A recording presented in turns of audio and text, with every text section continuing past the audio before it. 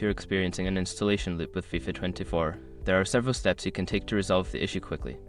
Follow these steps to optimize the installation process. Step 1. Check system requirements. Ensure your computer meets the minimum system requirements for FIFA 24. This includes checking your operating system, processor, RAM, and graphics card specifications. Step 2. Disable antivirus and firewall. Temporarily disable any antivirus software and firewall settings that may be interfering with the installation. Sometimes, security programs can mistakenly block the installation files. Step 3. Run as administrator.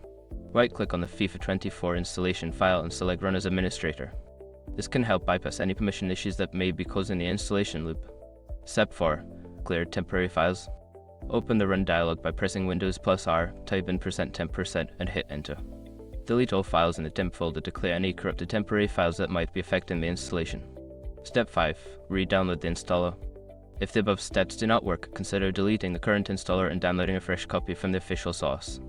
Corrupted installation files can often lead to looping issues. By following these steps, you should be able to resolve the installation loop and successfully install FIFA 24. If problems persist, consider reaching out to customer support for further assistance.